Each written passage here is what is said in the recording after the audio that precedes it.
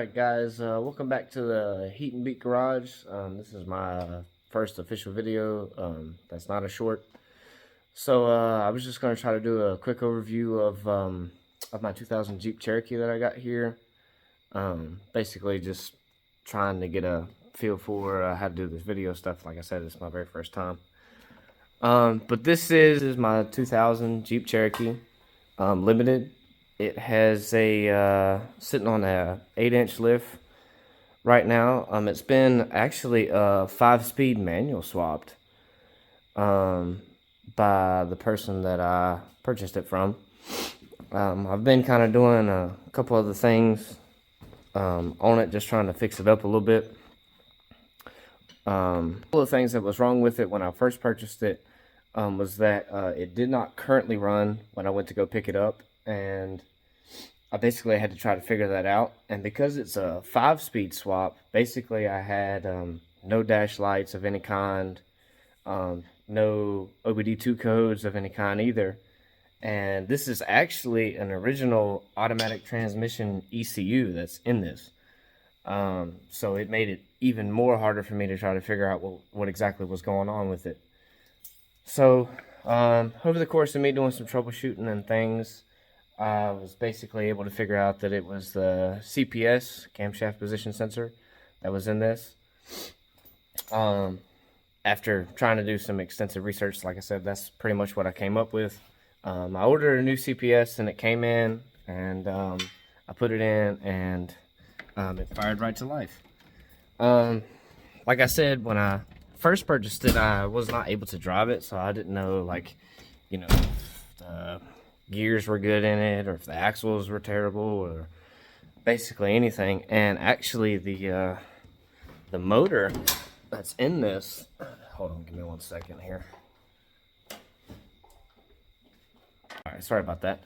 But basically the motor that was in this motor and transmission actually came out of a 98,000 mile, I think it was a Jeep Cherokee. So like I said, when I purchased it, the CPS was basically what I found to be the issue with it not running. And the whole motor in here, I'll turn around and show you. The whole entire motor that was in this actually was leaned over like this. The whole entire AC compressor and everything that's down here was basically sitting on the battery tray. And I tried to fix that because I got a couple of spare Jeeps, you know, where I do motor swaps and basically everything. But I was trying to trying to find a way to bolt it back up, because like I said, I do got a couple spare motor mounts just laying around that are new, because I work on Jeeps quite a lot. But anyway, the bolt holes that were down here for this motor mount that's down here, you probably can't see that, but they were stripped off, and I could not find some bolts to put in there to the block. So basically I would have had to pull the entire motor and everything just to fix that, or find a new engine. But it was a 98,000 mile, you know, running gear. So I was like, man, it'd be a shame for me to pull this thing out, basically have to scrap this entire motor just because of, you know, one motor mount. So I actually got in here and I welded, I built a whole motor mount for this thing out of this 1/4-inch plate that I got here one night. So basically what I ended up doing was I drilled it out, and I on the front of these Jeep Cherokees right here, this is where your alternator mounts up right here. Well, there's 3 studs, and basically I just took the studs that were coming off this side of the motor where the timing cover comes on, and drilled those all out in that plate, and then actually welded the plate on the side here. Let me see if I can get you a better view of this. Yep. Can't see nothing. Alright, hold on, give me 1 second, let me get some light. Alrighty, I got some light now, I should be able to see this. But anyway, basically, this is the plate that I made to go in here. It still looks rough and crude because, like I said, I'm not exactly done with it. I'd like to pull it back out if I can, and make some revisions to it. Basically, I just used those 2 bolt holes to come off the front of the motor right there, and then actually welded it to the frame that's right there on the one side, just so I could get it going like that. Like I said, I haven't really done too much to it. The rear O2 sensor actually was ripped out of this thing, and I had to build a harness for that. But I really haven't done a whole bunch to it. For any of y'all wondering, it's on a Rusty's 8-inch long arm lift kit with Rough Country shocks, and then it's actually got for wheels and tires, it's got 15 by 14 Bart's wheels on some Falcon Wild Peak AT3s. I've had really good luck with these tires. They are just astronomical on the highway. They're not loud at all, which I guess you could assume would be just basically, you know, it's a all-terrain tire, not a mud terrain. Like I said, I've been trying to do some more work to it. I got a couple custom things that I'm thinking about doing.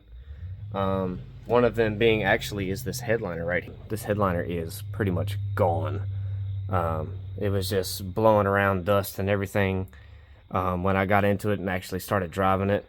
So I'm definitely going to need to replace them. I'm probably going to do a video on that, obviously. But yeah, I got to go find some fabric, something that's going to basically fit the theme of the Jeep. And man, I got black stuff on my face. And basically in that process, that's what I'll be trying to do. I like to do some lighting upgrades in it because of the 5-speed swap. It actually does not have reverse lights. So I was thinking about, I got these, excuse me. I got these Nilight flush mount pods. Let me show it to you real quick. But they are flush mount, just like this, or you can mount them to the side if you'd like, but I prefer to go flush mount. And it's got a aftermarket rear bumper on it. So I was thinking of cutting these things in and wiring them in basically to a switch somewhere that I could utilize them. But these Nilight fog lights, the flush mounts, are really, really good. I got them on my big truck, and they work amazing, especially if you're backing up a trailer or otherwise. I did order a shift knob for it. It's American flag. That's how I roll. And then I had to get a boot for it as well because it did not have one with it. Because it's a limited, it's got leather interior, but the seats have seen way better days in the front.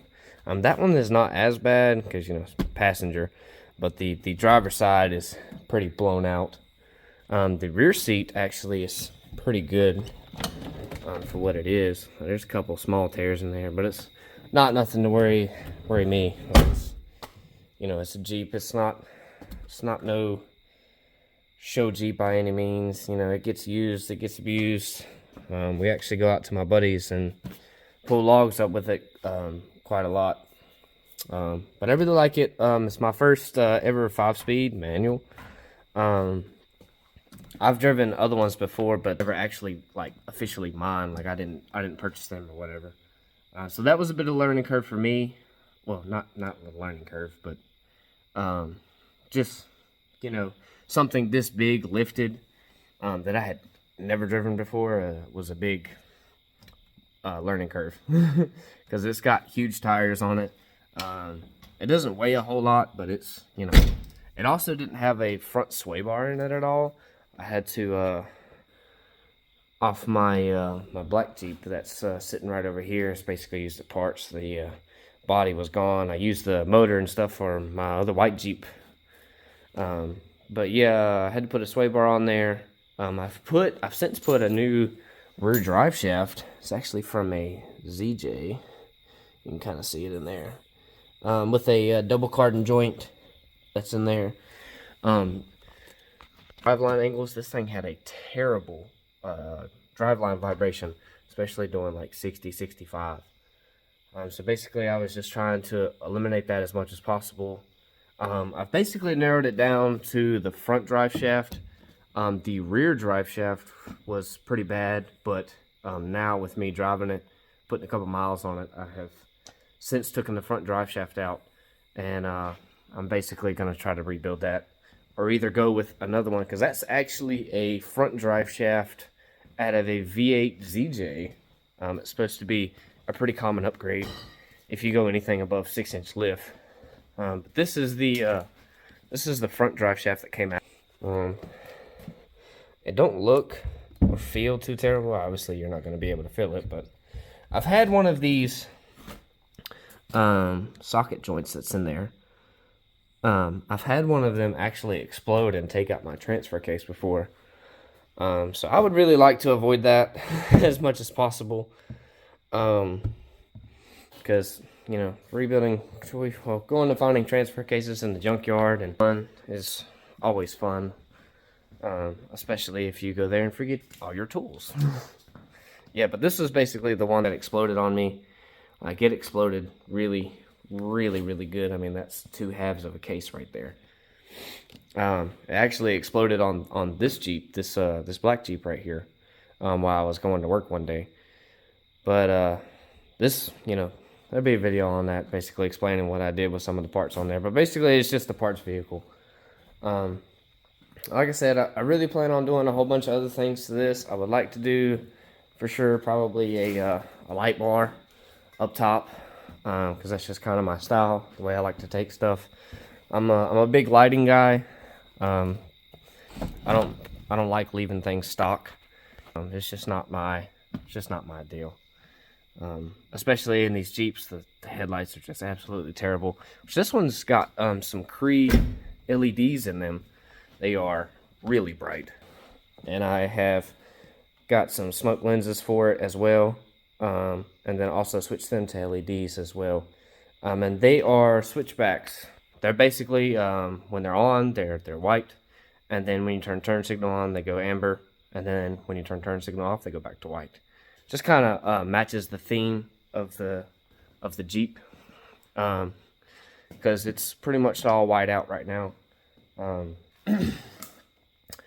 Yeah, but like I said, that's basically just a quick overview. If y'all guys would, if y'all guys want to know more or something in depth, just leave a comment down below, and make sure you hit that subscribe and notification bell so you get notified anytime I upload a video. Really would help this channel grow. Like I said, this is normal, everyday, average dude things. Like, I work normal job pretty much like everybody else. I built this garage. And this is just stuff I'd be doing anyway, and one of my buddies actually told me to turn the camera on and film some of this stuff, because I just do so much so often with vehicles just in general. I'm not, you know, I drive a lot of Jeeps. I'm a big Mopar guy for sure, a Dodge fan, but they've never let me down. There's stuff to kill these inline sixes, whether that be a Cummins or a Jeep inline six or whatever. This is basically one of the first motors I learned on when I was starting out, because I was always interested in cars and stuff, and this was basically how I got into it, was with the Jeep stuff.